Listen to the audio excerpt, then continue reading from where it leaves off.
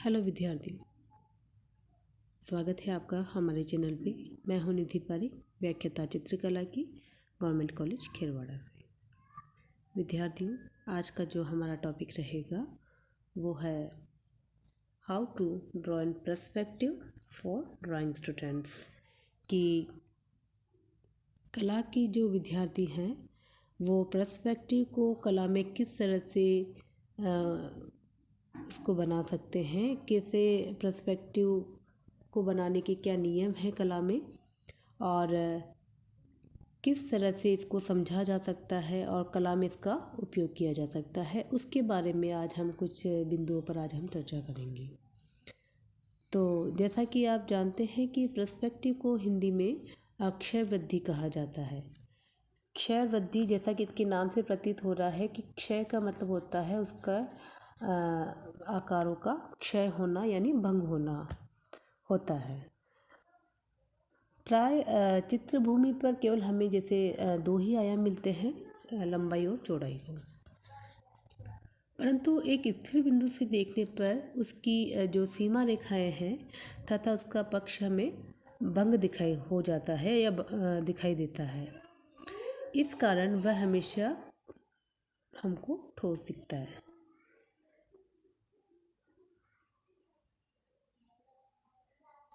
और इसका और अगर मैं आपको विस्तृत रूप से अगर इसको समझाने का प्रयास कर रही हूँ तो उसमें आप एक चीज़ ये देखिए आप कि जैसे कि ये मान लीजिए कि ये एक क्षितिज रेखा है। क्षितिज रेखा में आपने यहाँ एक दृष्टि बिंदु लगाया है। जो पॉइंट हम लगा रहे हैं वो हमारा दृष्टि बिंदु है, और यहाँ से जो रेखाएं आप यहाँ से देख रहे हैं तो ये जो रेखाएं हैं ये हमारी दृष्टि रेखाएं हैं।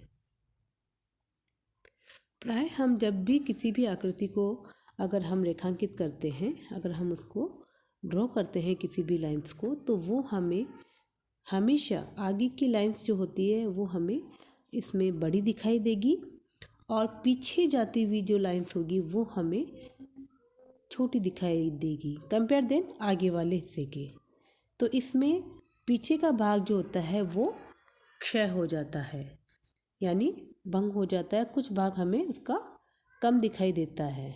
इस तरह से हमें आकारों को ड्रॉ करना होता है, क्योंकि हम जितना हमें आगे से दिखाई दे रहा है उतना ही हम पीछे तक नहीं बना सकते। अगर हम पीछे, अगर इसका यही हिस्सा अगर हम आगे वाला और पीछे वाला सिमिलर बनाएंगे, समान रूप से अगर हम इसको रेखांकित करेंगे, तो ये आकृति हमें ठीक तरह से रेखांकित हम इसको नहीं कर पाएंगे और ये इसमें एक्यूरेसी नहीं रहेगी। सबसे बड़ी बात आप ये मान लीजिए कि इसमें एक्यूरेसी नहीं रहेगी। तो इसी चीज़ को, इसके आकार को ठीक तरह से बनाने के लिए हमें इसका पीछे का भाग को कुछ क्षय करना पड़ेगा, भंग करना पड़ेगा, और आगे के भाग को हमें इसमें पूरा दिखाई देगा बताना होगा। इस तरह से हमें ये कुछ आकार है वो हमें ड्रॉ करना होगा। इसका एक उदाहरण अगर मैं और दूं तो वो देखिए आप, ये है हमारे रेल की पटरी। प्राय जो रेल की पटरी होती है वो हमें एक रेखा पे, जैसे यहाँ ये क्षैतिज रेखा है, ये मान लीजिए आप, यहाँ पे हमें वो मिलती हुई दिखाई देती है। उसका पॉइंट हमें यहाँ पे मिलता हुआ दिखाई देता है, जैसा कि मैंने आपको पहले समझाया था, दृष्टि बिंदु, और ये हमारी दृष्टि रेखाएं हैं। तो इस तरह से ये हमें एक पॉइंट पे जाते हुए है ये हमें मिलता हुआ दिखाई देता है।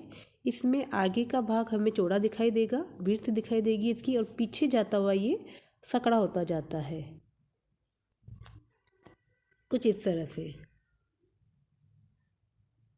तो ये पर्सपेक्टिव है कि हमें इसमें आगे का भाग पूर्ण दिखाई दे रहा है और पीछे जाता हुआ क्षय हो जाता है इसमें कुछ भाग।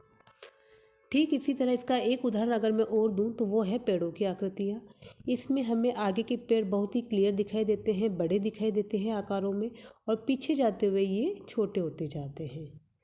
तो इसी तरह ये पेड़ों की आकृति का जो उदाहरण है, ट्रेन की पटरी का जो उदाहरण है, ये बहुत ही सिंपल एग्जाम्पल के थ्रू मैंने आपको इसको समझाने का प्रयास करा है। तो आपको एक बात का विशेष रूप से ख्याल रखना है कि आपको हमेशा जो भी आप आकृति को ड्रॉ करेंगे एज ए लाइव देख के, जैसे लाइक आप स्टिल लाइफ में अगर कोई ड्रॉ कर रहे हैं या जिसमें कई तरह के आकारों को आपको बनाना होगा, आकारों में जैसे जस्ट लाइक जैसे घनाकार है तो घनाकार में जैसे हमारे पास पुस्तक होती है, बक्से होते हैं या डब्बा होता है, तो इसमें भी आपको पर्सपेक्टिव का विशेष रूप से ख्याल करना होगा, रखना होगा बनाते समय। उस आकार को जब भी आप ड्रॉ करें तो आपको उसके पर्सपेक्टिव का आपको उसमें नियम जो भी हैं उसको आपको उसमें प्रयोग लाने होंगे। ऐसे ही बेलनाकार है, जैसे लाइक गोल डिब्बे हैं, इसमें बोतल आ जाएगी और कुछ तरह की इसमें आप और जो शेप्स हैं लंबे वाले वो आप इसमें बना सकते हैं। और वर्तुलाकार में आप बनाएंगे जैसे कोई गेंद है या मिट्टी के आकार का कोई घड़ा है या कोई भी गोल वस्तुएं जैसे वो आप इसमें ड्रॉ कर सकते हैं, रेखांकित कर सकते हैं। तो इस तरह से कुछ आकारों को आपको जब भी आप ड्रॉ करेंगे तो उसमें पर्सपेक्टिव के नियमों का आपको विशेष रूप से ख्याल रखना होगा और उसको रेखांकित करते समय। तो ठीक है, तो ये काफ़ी कुछ चीज़ें हमारी क्लियर हो गई है इस पॉइंट्स पे। और इसके बाद में एक बात आपको और विशेष ख्याल रखना है कि जैसे जब भी हम किसी आकृति को ड्रॉ कर रहे हैं तो हमें उसकी चाहे उसके 6 पक्ष दिखाई, जैसे ये है बॉक्स हमारा, तो इसमें वैसे इसमें 6 पक्ष होते हैं, जैसे ये आगे का है, पीछे का है, इधर का है, यहाँ का है, इसके बाद आपको ये हिस्सा यहाँ है तो इधर भी है, तो ये है तो पीछे भी है, तो इस तरह से नीचे भी है, तो इस तरह से करके 6 हिस्से आपको गन के दिखाई दे रहे हैं। लेकिन आपको जो आकृति जब आप इसको ड्रॉ करते हैं तो आयामी सतह पर बनाने पर आपको सिर्फ 3 ही पक्ष आपको इसके दिखाई देंगे और आपको इसको 3 ही पक्ष को आपको ड्रॉ करना होगा इस तरह से, जैसे कि ये आपने ड्रॉ किया है और ये इसके ऊपर का भाग और ये इसका साइड का भाग, यानी इसकी लंबाई, इसकी चौड़ाई, ये तो इसकी लंबाई आ रही है ना, और ये इसकी चौड़ाई और ये इसकी ऊंचाई। इस तरह से आपको इसके 3 अगर आयाम आपको दिखाई दे रहे हैं, 3 ही पक्ष अगर आपको दिखाई दे रहे हैं तो आपको 3 ही पक्ष को आपको ड्रॉ करना होगा।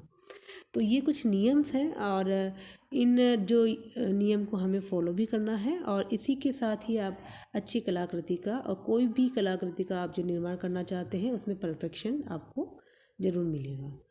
तो ठीक है बच्चों, ये हमारा पार्ट ए है और पार्ट बी के लिए भी मैं इसके बाद नेक्स्ट वीडियो में आपको पार्ट बी के बारे में समझाऊंगी। तो इस तरह से ये मैंने 2 पार्ट में बनाए हैं। पर्सपेक्टिव श्रेणीबद्धि को समझाने के लिए मैंने 2 हिस्सों में इसको डिवाइड किया है। तो पहला पार्ट हमारा पार्ट ए है जो मैंने आज अभी आपको बताया है। इसके बाद नेक्स्ट वीडियो में पार्ट बी को मैं आपको डिस्क्राइब करूँगी। तब तक के लिए थैंक यू।